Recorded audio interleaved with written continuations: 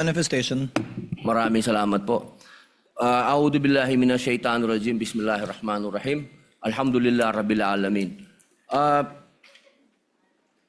Aming mga kasama, ako po'y humihingi ng paumanhin sapagkat ito pong nakaraang linggo, lumabas po sa mga balita na may aligasyon na ako daw po ay hindi sumusunod sa batas. Ito po ay nakalulungkot para sa isang senador, sa isang senator judge, ang masabihan na hindi sumusunod sa batas. Samantalang nung tayo po ay merong mahal na saksi dito, pinaalala po natin sa kanya na harapin ang batas. Noong nakaraang linggo, ang atin pong kaibigan na ombudsman, ang sinabi po ng mahal na ombudsman na ako daw po ay hindi sumunod sa kanilang pasabi na mag-file ng aking counter affidavit. Nakakalungkot po ito sapagkat hindi po ito totoo. Inaamin ko po sa inyo kung ICC lang, hindi po talaga ako susunod. Hindi ako magpapasakop sa ICC. Pero dahil ginagalang ko po ang ombudsman, dahil siya po ay aking kaibigan na itinuturing, dahil nagkaroon na po kami ng napakahabang kwentuhan sa aking opisina nung siya po ay kalihim ng hustisya, nag-file po kami. Ito po, hawak ko po ang original. Dahil sa akin po, importante ang original. Ito po ang original, nakalagay po dito. Nag-file ako. Nakalulungkot po na pati ang media ay nakikisama sa ganitong klasing propaganda na ang isang senador ay hindi sumusunod sa batas. Isang senator judge. Ito po, maaari ko po kayong bigyan ng kopya, mga mahal kong kasama, para mapatunayan na hindi ko po kayo ilalagay sa kahihiyan. Ako po ay nag-submit ng aking counter affidavit. At ganun din po, humihiling din po ako sa aking mga kasama, lalong-lalo na po sa aking kaibigan, Ginoong Pangulo, na sa mga ganitong pagkakataon, hinihingi ko po na tulungan din po ninyo kami. Na maipaliwanag din po namin sa media na meron din po kaming mga pagkakataon na ipagtanggol din ang aming sarili at kami wag husgahang kaagad na kami hindi sumusunod sa batas.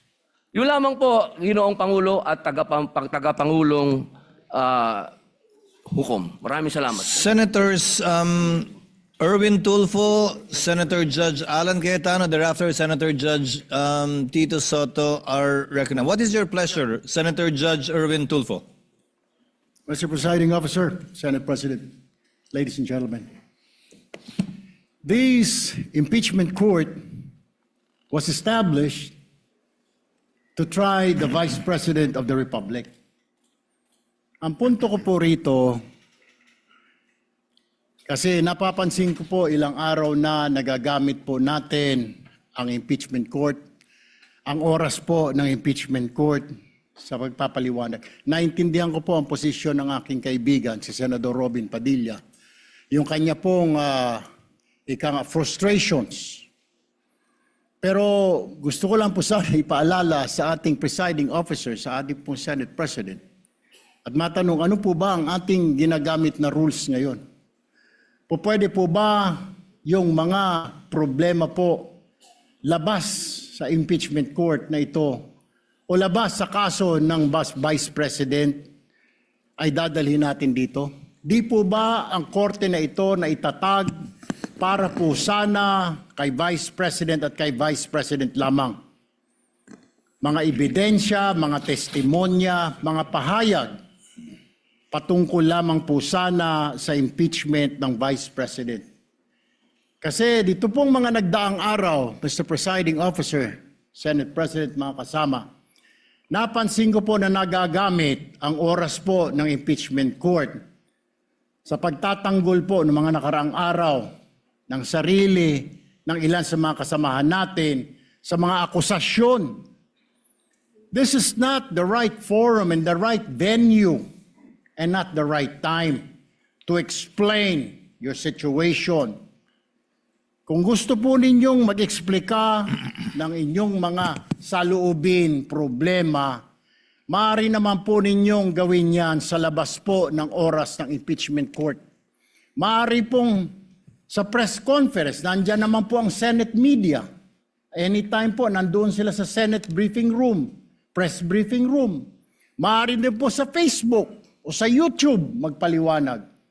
Huwag po nating gamitin ang oras ng impeachment court sa pagpapaliwanag o sa pagtatanggol ng ating mga sarili simula pa po noong nakaraang linggo.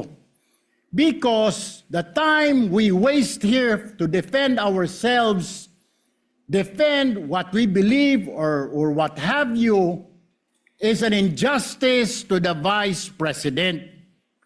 Yung oras po na ito dapat ilaan natin sa pakikinig sa depensa ng Vice Presidente, sa mga akusasyon laban sa Vice Presidente, hindi po pagdidepensa sa mga sarili natin kung tayo inaakusahan ng kung anong mga ahensya, kung tayo po ay may mga kaso, may mga investigasyon. This is not the right forum, Mr. Presiding Officer, Mr. President, Senate President. This is not the right place. This court was established, was created, the impeachment court, for the Vice President and Vice President only.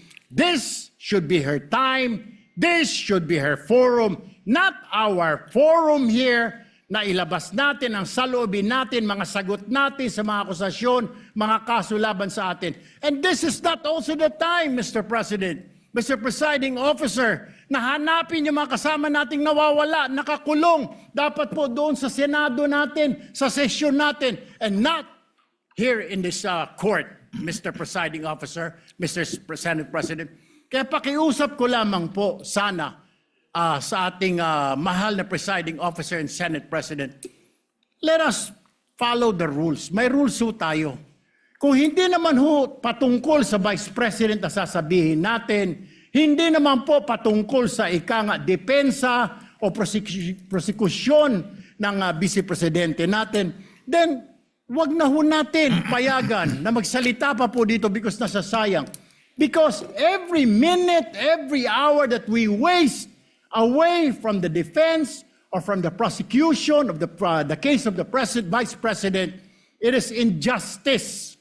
It is called injustice to the Vice President, to her family, yung anguish, yung kanyang sama ng loob, yung oras na nakabinbin ang kaso na ito. Let us do this impeachment trial as quickly as possible. If we have to clear the Vice President, then let's clear her. If we have to prosecute, then prosecute her with the evidence kung meron.